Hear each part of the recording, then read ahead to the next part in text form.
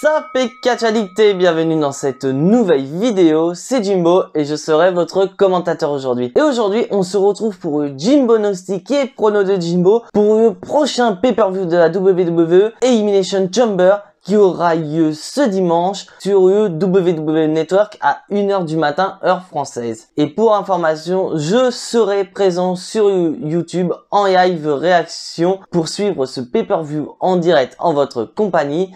Donc soyez au rendez-vous. Et sur ce, place au prono.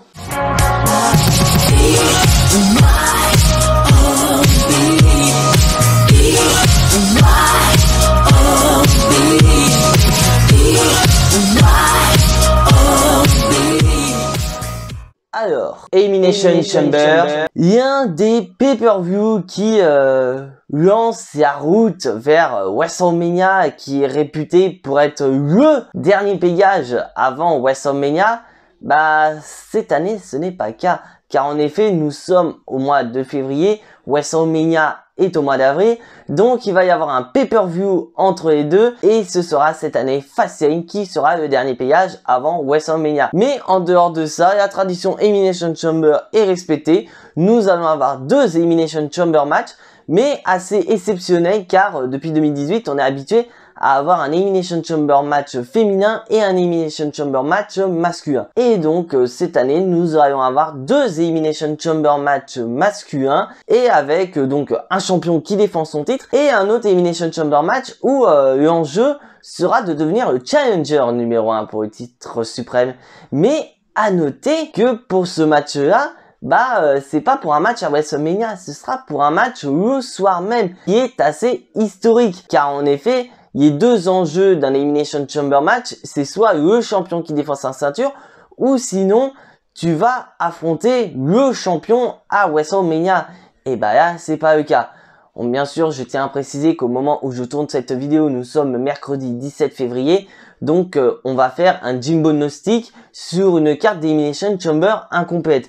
Car il va y avoir SmackDown, donc il y a des matchs qui peuvent être rajoutés potentiellement, et avec un kick-off, parce que là pour le moment, kick-off, on sait pas du tout ce que c'est. Donc on va faire avec les moyens du bord. Et là, on commence par un des main events de la soirée, qui pour moi je pense va être l'opener, le match Elimination Chamber masculin du côté de SmackDown. Et donc nous avons Daniel Bryan, Cesaro, Kevin Owens, Sami Zayn, King Corbin et Jey Uso. Donc là, rien qu'en regardant cette carte, on peut se dire, on peut s'attendre à un très bon match Elimination Chamber. Donc, niveau statistique, c'est vrai qu'il y a un catcheur qui est largement favori par rapport aux autres. Il s'agit de Daniel Bryan. En effet, Daniel Bryan, niveau statistique, c'est lui qui a participé au plus de fois à Elimination Chamber match. Mais c'est surtout celui qui en a gagné le plus. Car en effet, il est le seul de ce match à avoir gagné une fois. Et il y a même remporté deux fois. Il y avait remporté en 2012, mais aussi en 2019. Mais voilà, ça veut pas dire que forcément il est favori, que forcément il va gagner à 100%. Donc pour moi, j'ai envie de faire mon fifou et j'ai envie de miser sur une belle surprise. Donc je mise sur une victoire de Cesaro. Parce que pour moi, Cesaro, c'est peut-être le moment pour le pusher. WWE a déjà commencé à lui faire un face turn face à Daniel Bryan. Ils ont fait équipe ensemble la semaine dernière. Donc pourquoi pas continuer le push de Cesaro et pour qu'il ait enfin son opportunité pour le titre de champion universel. Et ça me permet de switcher aussitôt sur le prochain match qui pour moi je pense ça va être le match qui va suivre aussitôt. Ce sera le match pour le titre de champion universel. Parce que oui, je vous ai pas dit, mais celui qui remporte Elimination Chamber match affrontera Roman Reigns plus tard dans la soirée. Et pour moi, WWE, pour pouvoir mettre un peu plus de hit à Roman Reigns, il faut que Roman Reigns affronte Cesaro aussitôt. Car pour moi, voilà, Cesaro sera en position de faiblesse, il sort d'un Elimination Chamber match alors que Roman Reigns, il est frais comme un gardon. Donc, il peut le battre en quelques secondes. Et voyant cette image-là, ça me rappelle Batista il y a quelques années. Parce qu'en effet, Batista, en 2010, avait fait la même chose. On avait John Cena qui avait remporté Elimination Chamber match.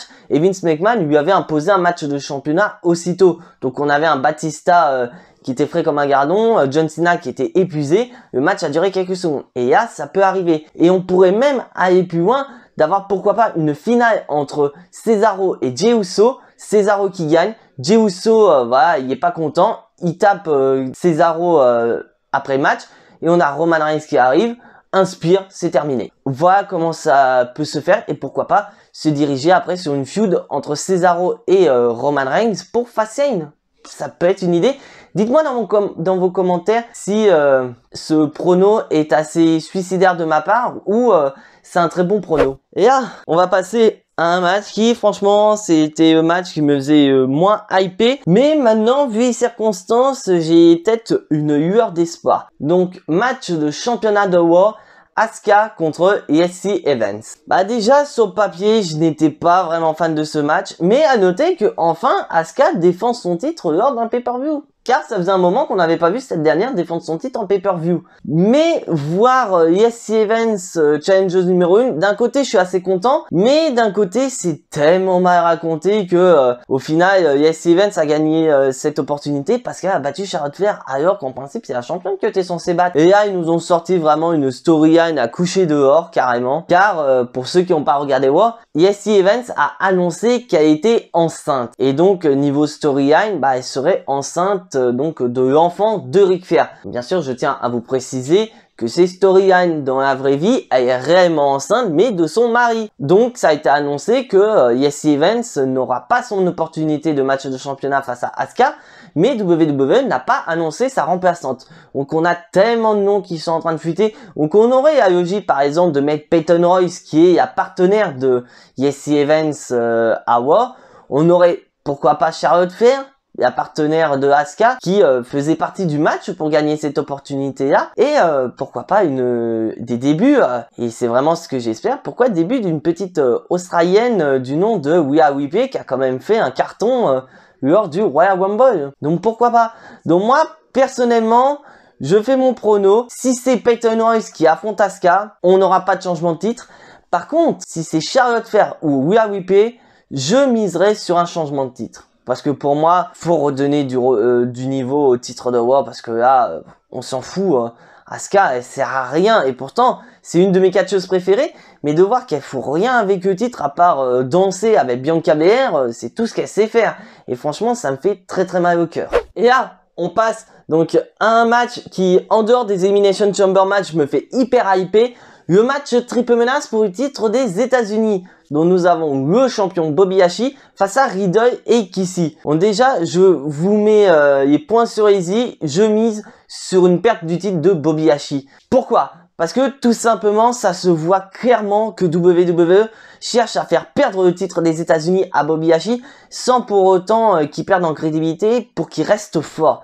Parce que je vous dis honnêtement, dites-moi dans les commentaires ce que vous en pensez, mais pour moi, Bobby Lashley y est au sommet. C'est le Bobby Lashley que j'attendais depuis son retour au lendemain de WrestleMania 34 où il a attaqué Elias. Donc là, franchement, c'est génial. Mais là, ils te l'ont mis dans une position que s'il perd le titre des États-Unis, il faut qu'il le perde avec la manière. Il faut vraiment qu'il reste fort pour pourquoi pas avoir un Bobby Lashley qui perd le titre des États-Unis et pourquoi pas après se diriger vers le titre mondial de Drew McIntyre. Donc pour moi, Bobby Lashley va perdre et c'est pour ça qu'ils ont mis le match triple menace parce que je vous rappelle que dans les matchs triple menace, Bobby Lashley n'est pas obligé d'être impliqué dans le tombé final. Il peut très bien perdre le titre si Kissy fait tomber sur Riddle ou si Riddle fait tomber sur Kissy. Donc là, franchement, je suis très indécis. Donc déjà, Bobby Lashley perdant, mais c'est sûr ce qui va gagner parce que pour moi, Riddle et Kissy ont tous les deux besoin du titre des États-Unis pour vraiment aller vers l'avant parce qu'ils sont tous les deux au point mort et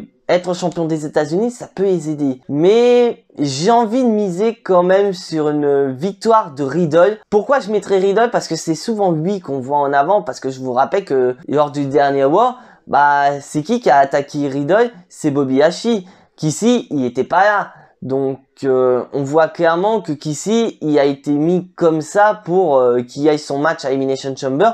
Mais pour moi c'est le temps du bro Riddle personnellement. Et là, main event time, le match Elimination Chamber du côté de Raw avec le champion de la WWE, Drew McIntyre, qui défend face à 5 anciens champions du monde.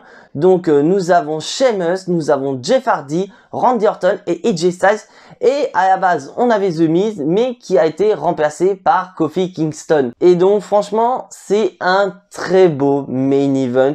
Donc on va analyser chaque catcheur point par point pour voir qui, selon moi, peut gagner.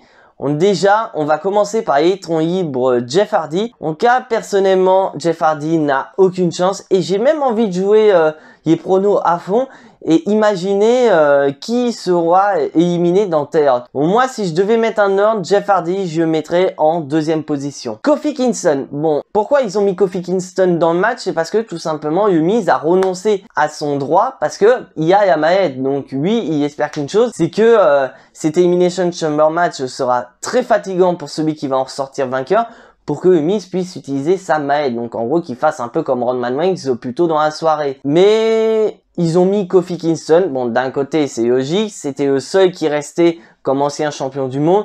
Bien sûr vous allez me dire Strowman, mais Strowman, on va dire par rapport à Adam Pearce, c'est un ancien champion universel, c'est pas un ancien champion WWE. Donc il ne répond pas aux critères. Et là WWE nous sort l'idée de recréer une Kofi Mania 2, mais ça prendra pas. Et je dirais même que Kofi Kingston, tellement pas respecté que ce sera lui le premier éliminé de ce match. AJ Styles. Alors AJ Styles, c'est vrai que c'est intéressant parce que voilà, c'est un des catcheurs voilà qui propose des excellents matchs ces derniers temps, surtout face à McIntyre. Mais l'inconvénient, c'est qu'il sera pas aidé d'Omos parce que je vous rappelle qu'il sera enfermé. Donc Omos ne pourra pas intervenir pour sauver AJ Styles. Mais AJ Styles, il se fera éliminer en troisième position. Mais il va être très très dur. Randy Orton. Alors Randy Orton, c'est vrai que niveau statistique, c'est un des favoris. C'est lui qui a participé au plus de matchs Elimination Chamber. Il en a gagné un. D'ailleurs, c'est le seul à en avoir gagné dans ce match. Mais pour moi, c'est vraiment celui qui a vraiment 0% de chance de gagner. Car pour moi, voilà, je vais vous imaginer mon scénario. Comme vous avez vu lors du côté de War, Alexa Bliss, ça fait plus ou moins une sorte de rituel pour tenter de ramener The Fiend. Et donc, ça laisse supposer que The Fiend va revenir d'ici quelques jours, voire d'ici WrestleMania. Et là, moi, ce que je verrais bien comme scénario, ce serait que Randy Orton porte un RKO sur Drew McIntyre, certainement pas sur Sheamus parce que c'est pas dans l'intérêt d'Orton. Le but, c'est vraiment de gêner Orton, et pour gêner Orton, c'est d'éliminer le champion. Et donc, au moment où il fait tomber pour éliminer McIntyre, bah, nous avons soit Alexa Bliss ou soit The Fiend qui intervient pour gêner Randy Orton et le mettre KO. Parce que je tiens à vous rappeler que les matchs Elimination Chamber, il n'y a pas de disqualification. Donc il peut y avoir des interventions extérieures. Et donc au final, Orton se fait éliminer à cause de The Fiend ou de Alexa Bliss. Et qu'au final, on ait ce match pour WrestleMania. Et donc ça voudrait dire qu'on se retrouve sur une finale entre Sheamus et Drew McIntyre. Pourquoi pas qu'on ait ce fameux match qu'on espérait en solo, mais qu'au final, on n'a pas eu. Et bien sûr, je ne vous cache pas, si on a une finale comme ça, je mise largement sur une victoire de Drew McIntyre.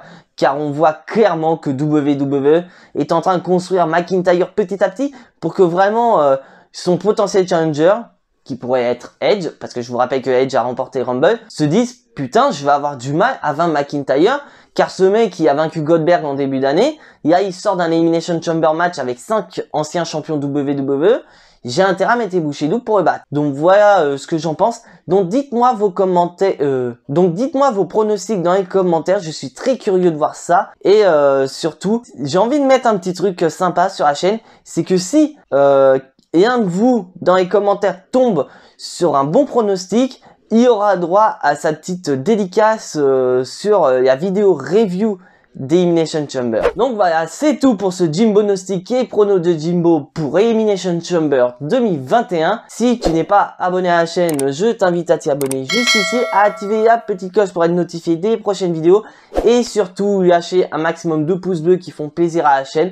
Et donc on se retrouve ce soir sur YouTube pour le petit live habituel du jeudi. Donc, bien sûr, j'ai fini la carrière de WWE 2K20. Donc, on verra comment on va s'organiser dans ce live. C'est vraiment un live détente. Et on se retrouve sinon en vidéo samedi pour la review de SmackDown. Et dimanche pour une vidéo spéciale Elimination Chamber. Mais en attendant, soyez tous très très fiers d'être des catch addicts. Et n'oubliez pas que le catch, c'est la vie. Le catch vie. C'était Jimbo. Je vous fais à tous des bisous et à la prochaine.